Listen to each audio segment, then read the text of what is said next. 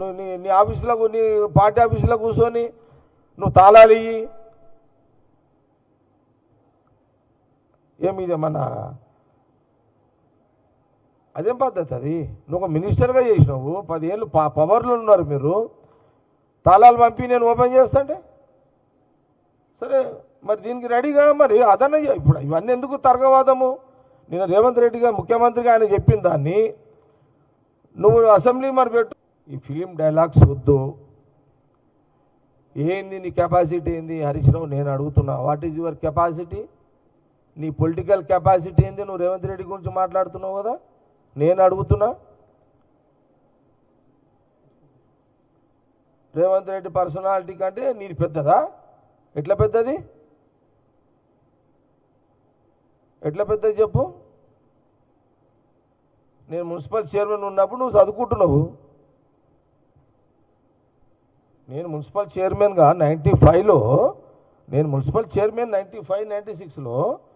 నువ్వు అప్పుడు engineering college చదువుతున్నావు. నువ్వు ఎట్లా నువ్వు కంపేర్ చేస్తావు నువ్వు నీ పర్సనాలిటీని? ఇప్పుడు రేవంత్ రెడ్డి ముఖ్యమంత్రి కాకముందు కంసగాడు జెడ్పీటీసీ అయింది ఆయన. నేను మొన్న పెట్టిండు కదా జెడ్పీటీసీ నుంచి ముఖ్యమంత్రి అని. ముఖ్యమంత్రి అంటే జెడ్పీటీసీ ఆయన కష్టం మీద అయిండు. ముఖ్యమంత్రి కూడా అతను తన కాంగ్రెస్ పార్టీ నాయకత్వంలో, రాహుల్ గాంధీ నాయకత్వంలో ఆయన కష్టం కూడా జమీకు కూర్చుకొని ఆయన ముఖ్యమంత్రి అయిండు. నువ్వు మంత్రి ఎట్లయినావు?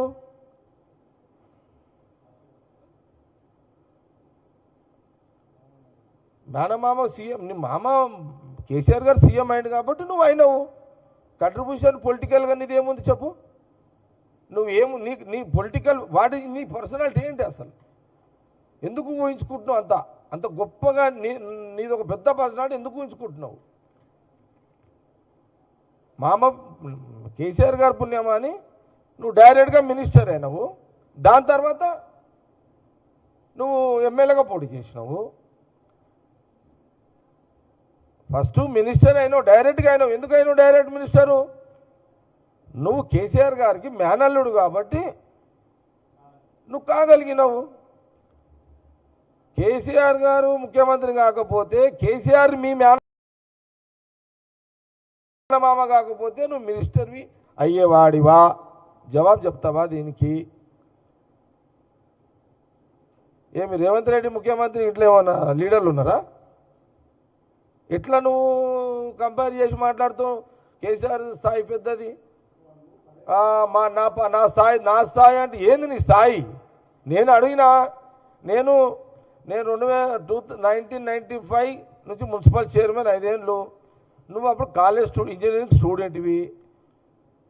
అరే మేము తాకులు తిని బాధలు పడి కష్టాలు పడి ఎండకెండి వానకు నాని 10 పూటలు అన్నం లేక తిండి లేక కష్టపడ్డాం రా నాయన. మేము తక్కువని ఇది జిరాక్స్ కాపీ కాదు మాది, మిషన్లో పెట్టి రాగానే అట్లా రాలే. ఎందుకు మాట్లాడుతావు హరీష్ రావు? నువ్వు రేవంత్ రెడ్డి కూడా కష్టపడి అయ్యిండు. ఉత్తగైనా సీఎం అంటే ఉత్తమ్ రెడ్డి ఉత్తగైండా? కోమటిరెడ్డి ఉత్తగైండా? అరే ఆయన ఎండకి ఎండినాం, నీకు ఎండ తెలియదు, వాన తెలియదు, మేనమామ ఒక్కరు తెలుసు నీకు. నువ్వు అట్లా ఇప్పుడు నువ్వు ఓకే, నువ్వు మినిస్టర్ని గౌరవం ఇద్దాం, ఎక్స్ మినిస్టర్, కానీ ఎక్కువ ఊహించుకోకు. అరే మేము అసలులమే ఊహించుకోం మేము.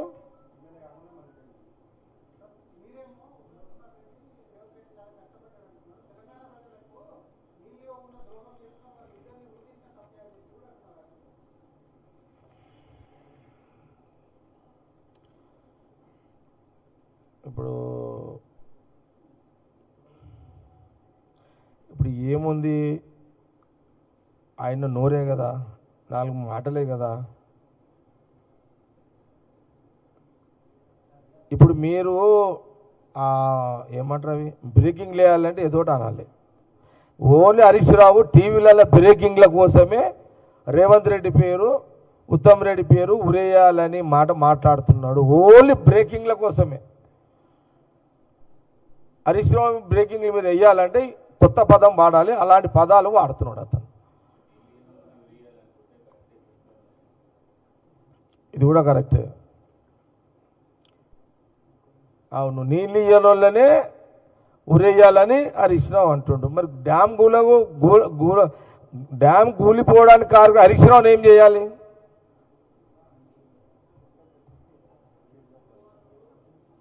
ఏం చేయాలి?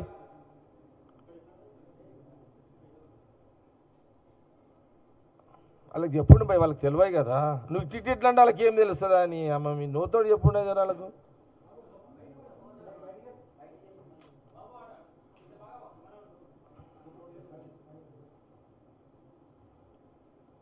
అర్థమైంది కదా. ఇది మంచి ఆలోచన. ఇది ఏంది, మీరు డ్యాము నీళ్ళు ఆపినందుకే నువ్వు మా వాళ్ళని రేవంత్ రెడ్డిని ఊరే అంటున్నావు. ఆ డ్యామ్ కూలడానికి కారకుడు అయిన హరీష్ రావుని ఏం చేయాలి? తెలంగాణ ప్రజలారా మీరు చెప్పండి.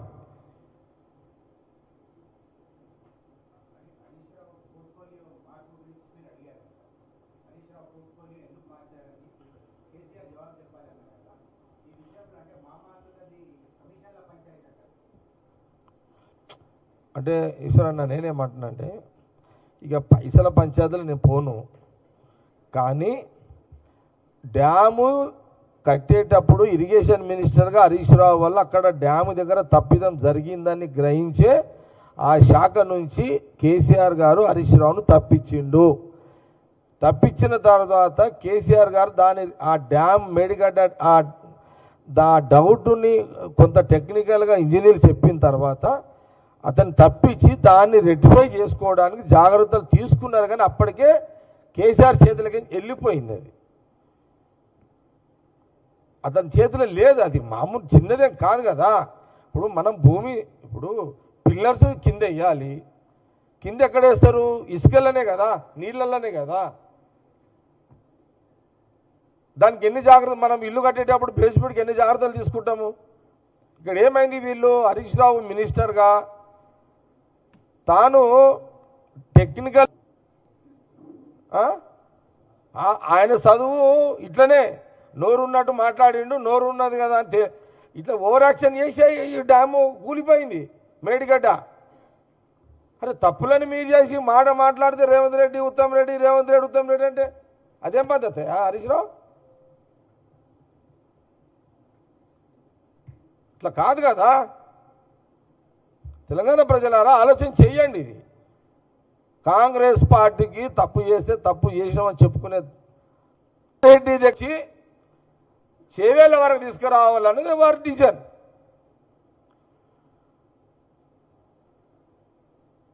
ఇప్పుడు ఆ ఛత్తీస్గఢ్ ఆ అడవులకెంచి వాటర్ వస్తూనే ఉంటాయి, ఫ్లో అవుతుంటుంది. వర్షాలు పడితే వచ్చే వాటర్ కాదు అది. తుమ్మిడిహేటి దగ్గర అక్కడ గ్రావిటీ నీళ్ళు వస్తేనే పట్టించుకోవద్దు. హరీష్ రావు మాట్లాడే ప్రతి మాటకు విలువ లేదు. హరీష్ రావు అన్ని దొంగ మాటలు మాట్లాడుతున్నాడు. హరీష్ రావు కాంగ్రెస్ పార్టీని బదలాం చేయడానికి ఒక కంకణం కట్టుకున్నాడు. దీన్ని ఎక్కడిదక్కడ జిల్లాలలో కాంగ్రెస్ పార్టీ జిల్లా అధ్యక్షులు కానీ కాంగ్రెస్ పార్టీ ఫ్రంటల్ ఆర్గనైజేషన్స్ కానీ జిల్లా నాయకులు ఎక్కడిదక్కడ దీన్ని ఖండించండి. హరీష్ రావు ఇరిగేషన్ మినిస్టర్గా చేసిన తప్పిదాలను తప్పించుకోవడానికే రేవంత్ రెడ్డి గారి మీద నిందలు, ఉత్తమ్ రెడ్డి గారి మీద నిందలు, కాంగ్రెస్ గవర్నమెంట్ మీద నిందల ప్రచారానికి కార్యక్రమాన్ని చేస్తున్నాడు. ఎంటైర్ రాష్ట్రంలో ఉన్న కాంగ్రెస్ పార్టీ నాయకత్వం ఎక్కడ